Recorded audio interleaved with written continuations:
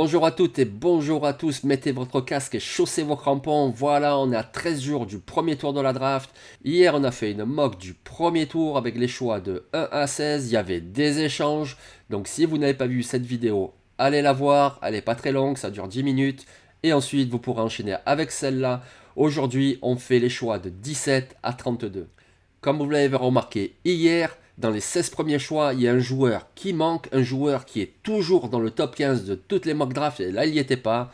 Écoutez, moi je trouve que c'est possible, ça me choquerait pas qu'il parte dans le top 10, ça me choquerait pas qu'il glisse un petit peu aussi. Ben écoutez, il va partir là tout de suite parce que le choix numéro 17 c'est celui des Chargers de Los Angeles, et ce joueur c'est Ikem Ekwonu, le joueur de ligne offensive qui nous vient de North Carolina State.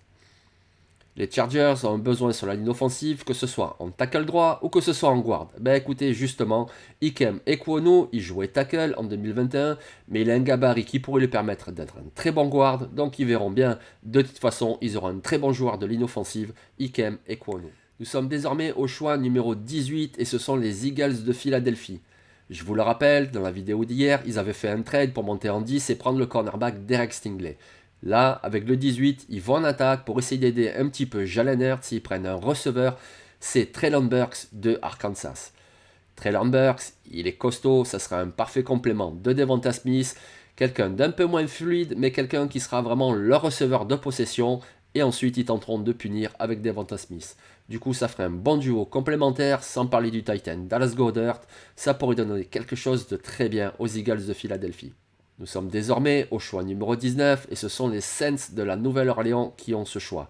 Là aussi, je vous le rappelle, dans la vidéo d'hier, ils avaient fait un trade, ils étaient montés jusqu'au choix numéro 7 devant les Falcons pour prendre un quarterback, ils avaient pris Kenny Pickett. Là à 19, ils restent à 19 et ils ajoutent un receveur pour leur quarterback du futur et ce receveur c'est Garrett Wilson de Ohio State.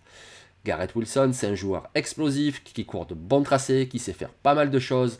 Une attaque avec Kenny Pickett, Garrett Wilson, Michael Thomas, s'il revient, mais surtout Alvin Kamara, ça pourrait vraiment être mortel pour le futur des Saints. Nous sommes désormais avec le choix numéro 20, ce sont les Steelers de Pittsburgh, et là, qu'est-ce qu'ils font? Ben là, ils vont prendre un quarterback. Cette année, ça sera Mitch Trubisky, le titulaire, d'ailleurs, c'est Mason Rudolph, derrière, il y avait Personam, Dwayne Haskins, il leur faut tout de même un quarterback du futur, et pourquoi pas Malik Willis, quelqu'un de mobile, quelqu'un avec un bras puissant, mais quelqu'un qui n'est pas prêt, il va falloir le faire travailler, que ce soit techniquement, que ce soit sur la lecture. Donc écoutez, on va le mettre en couveuse, mais il a quand même un sacré potentiel pour le futur. Donc pourquoi pas essayer le choix numéro 20. Et c'est ce qui se fait, Malik Willis de Liberty qui part aux Steelers. Choix 21, ce sont les Patriots de la Nouvelle-Angleterre. Et là, le problème, c'est que même s'ils ont perdu Jesse Jackson en cornerback, ils ont également perdu Ted Karras et Shaq Mason sur la ligne offensive. Donc du coup, ils prennent un guard, ils prennent l'ultra athlétique Zion Johnson de Boston College. Et du coup, leur ligne offensive redevient très performante pour Mac Jones. Oui, il leur faudrait aussi un receveur, mais Kendrick Bourne, Jacoby Myers, ils ont fait venir Parker de Miami, ils prendront un receveur au deuxième ou au troisième tour s'il le faut, mais là il faut blinder la ligne offensive. C'est désormais le choix numéro 22 qui appartenait aux Raiders, qui appartient désormais aux Packers suite à l'échange de Davante Adams. Donc du coup, ils ont perdu Davante Adams. Ils récupèrent ce choix-là des Raiders, ben, qu'est-ce qu'ils font? Ils prennent un receveur, ils prennent Drake London. Drake London, c'est pas le plus fluide, c'est pas le plus rapide, mais par contre, qu'est-ce qu'il est fort pour les catchs contestés. Et c'est ce qu'il faudra pour Aaron Rodgers. Le choix suivant, ce sont les Cardinals de l'Arizona. Et là aussi, on reste sur un receveur parce qu'ils ont quand même perdu AJ Green, il y a DeAndre Hopkins, il y a Rondale Moore. Mais c'est une équipe qui adore attaquer par les airs, notamment avec Kyler Murray et leur entraîneur. Donc du coup, c'est ce qu'ils font et ils prennent Chris Olave, un joueur extraordinaire qui court de très bons tracés et qui est très rapide aussi. Choix numéro 24, les Cowboys de Dallas. Ils se souviennent ce que ça fait d'avoir une ligne offensive très performante. Il est temps vraiment de remettre un coup de jeune à cette ligne offensive et c'est ce qu'ils font avec ce choix. Ils prennent le guard Kenyon Green qui vient du Texas, il vient de Texas A&M. Donc je vous montre les 8 choix qu'on a fait là.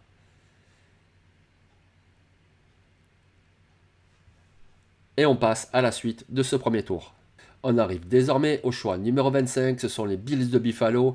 Et là, écoutez, vu que Zion Johnson n'est plus là, Kenyon Drake non plus, parce que sinon c'était vraiment une belle possibilité, on va y aller sur un autre poste, c'est celui de cornerback, surtout qu'on ne sait pas encore si Tre'Davious White sera disponible pour le début de la saison. Et on y va sur Andrew Booth de Clemson. J'ai hésité avec Trent McDuffie, mais Andrew Booth a une stature un peu plus imposante, il a un peu plus le prototype d'un cornerback en NFL, et donc du coup je pense que les Bills seraient peut-être plus intéressés par ce profil-là que McDuffie, mais sinon pourquoi pas McDuffie. Mais là du coup, pour les Bills, Andrew Booth de Clemson. Choix numéro 26, les Titans du Tennessee. Qu'est-ce qu'ils font?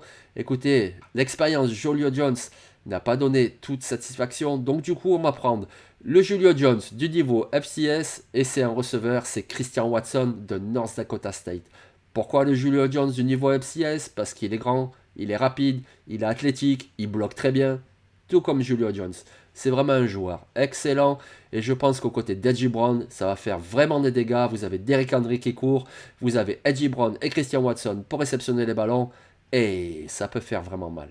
Le choix 27, c'est celui des Buccaneers de Tampa Bay. Et là, ils ont perdu sur la ligne défensive Namo Konsu, Jason Pierre-Paul. Donc du coup, pourquoi pas prendre un joueur de premier rideau, quelqu'un qui est un petit peu polyvalent, justement, entre Sou et entre Jason Pierre-Paul. Il peut faire à peu près le même travail. Et donc du coup, ce joueur, c'est Demavin Leal de Texas A&M. Le choix numéro 28, c'est celui des Packers. Et là, qu'est-ce qu'on fait? On prend un tackle offensif. Pour Aaron Rodgers, on lui fait plaisir. Après avoir pris un receveur, on prend un tackle offensif. C'est Trevor Penning. Alors oui, je sais, Elton Jenkins est prévu pour jouer tackle droit. Mais Elton Jenkins, de toute façon, il sait tout faire. Alors je sais, oui, les guards, apparemment, vous êtes super contents d'avoir Runyan et Newman en guard offensif. Waouh, c'est extraordinaire, effectivement. Écoutez, moi je pense que Elton Jenkins sera très bien à la place d'un de ces deux gars en tant que guard. Et donc du coup, prendre Trevor Penning pour jouer en tackle droit. Trevor Penning, blabla, blabla, agressif. Trevor Penning, c'est un joueur peut-être un poil trop agressif, mais bon, c'est surtout le Senior Bowl qui nous perturbe parce que voilà, au Senior Bowl, il voulait montrer qu'il avait le niveau NFL. Il a été un poil trop agressif, mais ça ne veut pas dire que c'est ce type-là de joueur. Qui a vraiment regardé les matchs de Northern Iowa pour dire Trevor Penning, il est trop agressif, c'est une machine à flaque? Voilà, qui à 28, qu'est-ce qui reste comme joueur? Receveur, ça y est, ils ont pris. Ensuite, qu'est-ce qu'il y a? Cornerback, et ils ont pris Stokes l'année dernière. Il y a toujours Jair Alexander. Alors ensuite, qu'est-ce qu'on fait? Qu'est-ce qui nous reste? Les linebackers, Lloyd et Dean sont déjà partis. Qu'est-ce qu'on peut faire, les gars? Un quarterback? Ben non, vous avez le super Jordan Love qui est derrière. Donc du coup, qu'est-ce qui nous reste parmi les meilleurs joueurs disponibles? Donc Trevor Penning, avec le choix numéro 28 aux Packers, pour moi, c'est un choix très solide. On arrive désormais au choix numéro 29, c'est le choix des Chiefs. Ils ont perdu Tyreek Hill, même s'ils ont récupéré Valdez Scantling et Juju Smith-Schuster, ils prennent un receveur, il s'appelle Jameson Williams, il nous vient d'Alabama. Un joueur avec beaucoup de vitesse, ce sera parfait pour Patrick Mahomes. Vous le savez tous, il a une petite blessure, c'est pour ça que justement il est disponible en fin de premier tour. Les Chiefs donc ont de quoi, ils ont déjà 3 receveurs, si on ajoute Michael Hartman, ils pourraient être un petit peu patients avec Jameson Williams.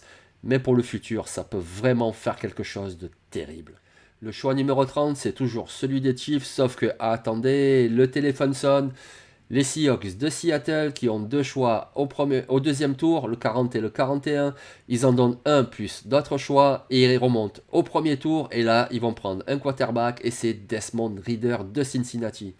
Il est grand, il est costaud, il a un gros bras, il aura le temps d'apprendre une saison, mais moi je pense que dans le système des Seahawks, Desmond Ridder, ça sera vraiment un très bon quarterback. Et les Chiefs, qui se retrouveront en tout début de second tour, ils auront récupéré un pic au passage, ils pourront prendre encore un bon joueur. Les Bengals de Cincinnati en 31, qu'est-ce qu'ils peuvent faire? Ils peuvent faire beaucoup de choses différentes, mais écoutez, il y a un cornerback de disponible qui est très bon, il s'appelle Trent McDuffie, c'est une position à besoin, c'est une position importante. Du coup, les Bengals se jettent dessus, ils prennent Trent McDuffie, le cornerback de Washington. On arrive désormais au dernier choix, c'est celui des Lions. En numéro 2, ils ont bien fait, ils n'ont pas pris un quarterback, mais quand même, ils en font un derrière Jared Goff et ils prennent Samuel de North Carolina. Donc du coup, je vous remontre les 8 derniers choix.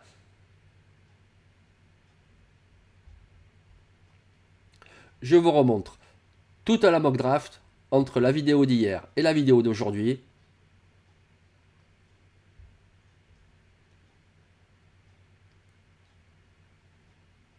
J'espère que ça vous a plu. Évidemment, je sais, vous n'êtes pas d'accord avec tous les choix, c'est pas possible. Vous faites une mock draft, je ne serai pas d'accord, donc c'est normal.